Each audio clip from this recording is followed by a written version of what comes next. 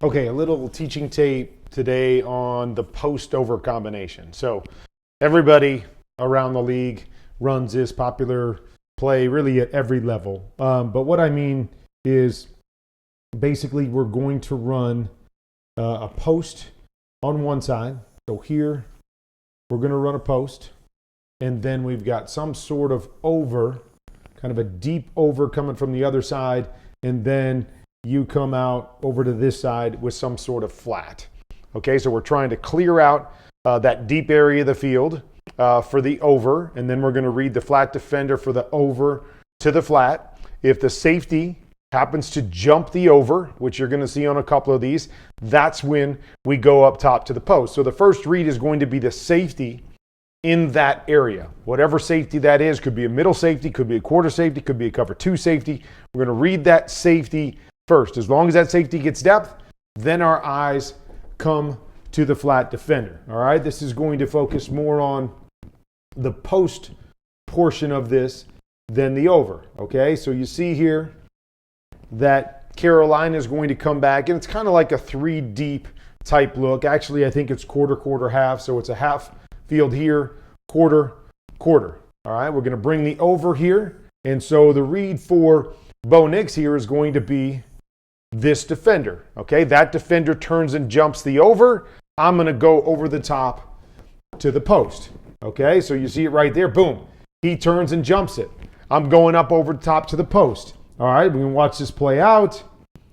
Pretty good throw, and a lot of people are going to go, oh my gosh, you can't throw that because that other defender's there. This is one of the hardest things about the post over concept when you're just doing what I call a solo post over. And what I mean by that is I've got a solo over here, and I've got nothing else on that side of the field. So this defender back here realizes off of the play fake, I've got no other deep threat on that side of the field. So I'm going to overlap to the other side. There is no way for a quarterback to read that. I always talk about this. You can't see the entire field. You know, we always talk about, hey, you got to see everybody on the. You can't.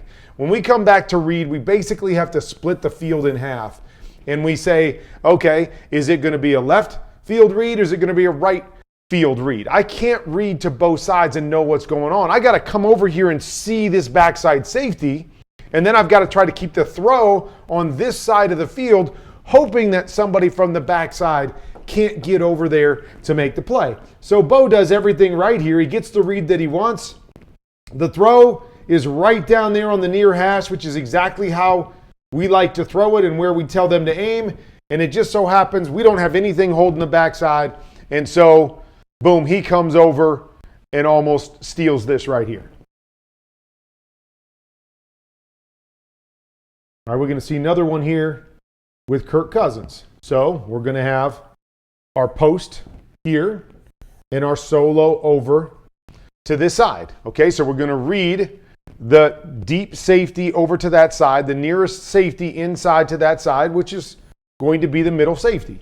So I'm going to come off on this as Kirk does, and he grabs the middle safety. What's the middle safety do? Okay, the middle safety stays back. You see where this goes, right? We come over here, and we've got our high-low with the over to the flat off of that defender that's underneath. But if the safety jumps it, as we're going to see right here, this safety is going to come running down to jump it. That's when we get over the top to the post. Now, the beautiful thing is this guy's playing cover three. He's back on the backside, and he never overlaps on this one. So we take our post shot right there, and we're just a little bit short on the post shot. Feels like it's pretty good timing. The other thing is I would love to see my post angle to that near hash. Why? What does that do? That allows the quarterback to throw him open, to lead him over there, and he's able to kind of separate. When he goes across the field, he's able to separate from the DB and gives us more of a chance. When he kind of stays in this angle, we allow the DB to play catch up because he's running in a straight line and he doesn't have to cut us off across the field.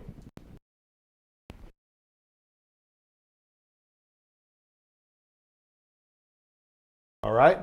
Now, what do you notice here? Now we've got three receivers. So you got two receivers here to the front side.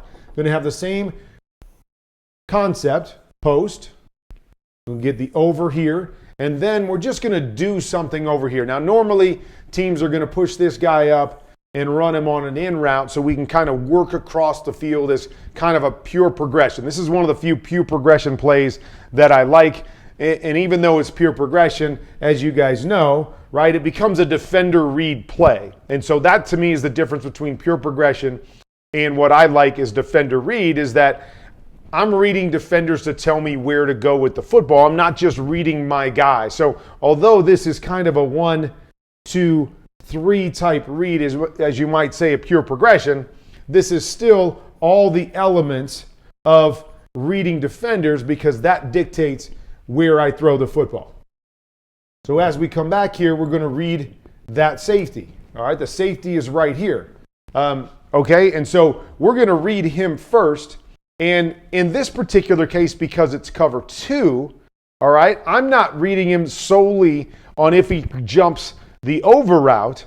I'm reading him to see if he gets width and gives me the post because I'm not as worried about anybody else, being able to take the post in this situation. Now, with quarters, of course, this other safety over here could fall off, but that's where the in back to this side does a great job of holding those guys to the front side because they've got somebody threatening their area, right? So just kind of put this all together. So what you're going to see here is you're going to see this safety actually jump the over, which really he shouldn't be doing, but you understand why. And a lot of times teams will do something like that, and then they'll run the post over here.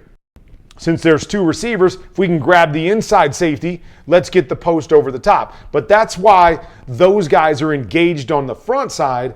And on this cover 2 look, Baker really just has to read this backside safety. And this backside safety, if he beats him, we got a chance to the post. If the safety stays inside of him on the post, then we're going to try to get over here once again to the flat defender, which is the corner in this look, and read that high-low.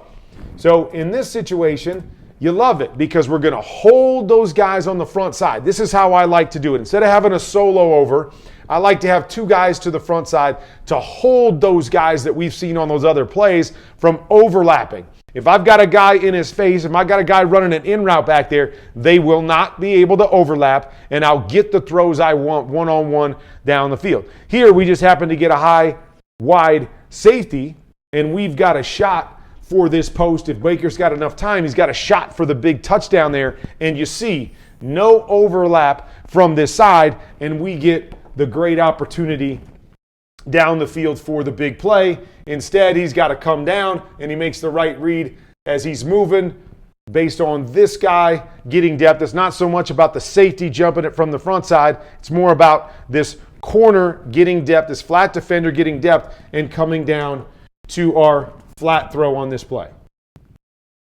And then one more look here. And this look is going to have the solo over type situation. They're going to do it actually from a fullback spot as he's going to try to sneak through here. But what you're going to notice on this play is the Titans run more of a go on the outside. This is one of the reasons that I don't like the go on the outside. A lot of teams will do it, but I don't like the go on the outside. Why? What have we been talking about? That the read to the over comes off of these safeties here. Because these safeties, they see an over and they've got the ability to jump that over. So I always want to, what am I talking about? Defender read. Put a defender in conflict. So I'm going to put the safety in conflict. Do you want to jump the over or do you want to stay back on the post? He's my conflict defender, the guy that I can give the quarterback to read first to see if he's got a shot at the post. When I put my outside guy on a go, now I don't put that defender in conflict because I'm running out here a go route against this corner who can take the go, and now I free up the safety to be able to take the over. So when I run this play, I like to run it with somebody attacking that post area of the field so I don't have this sort of issue happen. You're going to see it right here. Just like the other plays, we're going to run the solo over. Okay? And so what happens? The safety's back here, and he's going to come and jump the over right here. Now, this is going to turn into an interception here. Boom. Why? Because he can steal it. He's not worried about anybody going to his area. If we run this same thing right here and we attack and we go there, now what? Now we've got a player in conflict, right? And he's got to make a decision. If he starts driving like this, boom, I throw this post up over the top. And in this particular situation, we've given him everything we want. We've got a guy out here covering the deep third. Okay, we're going to put a guy in that zone so you can cover him. We got a guy going down here to the flat. Okay, the flat defender is able to cover him. And normally, we get this guy over here. We're in great shape to get the high-low, but we have freed up the safety because we haven't attacked his responsibility, and we've allowed him to be able to steal this, right? Good play designs are putting players in conflict based on what their responsibility is, right? This guy's responsibility is the deep third. I want to keep him in the deep third, and I want to get this over open. So I'm going to run a guy to the deep third of the field, forcing him to say, okay, I've got to cover my responsibility, and that's what opens up this play. But I also know, okay, if he wants to step away from his responsibility, if he wants to cheat his responsibility and jump up here and do something he's not supposed to, then I have to make the defense pay by not doing what they're supposed to do in the defense. We make it easy when we don't threaten a defender. It's one of my problems with pure progression is we put a lot of guys in different zones and we don't threaten a guy to go, okay, are you going to go high or are you going to go low? If I don't threaten a guy to do that and put him in conflict, I make the game easy for them just like this. Everybody play your responsibility. Okay, you're not getting threatened to the post, so you can cheat your responsibility, jump it, and get a big interception.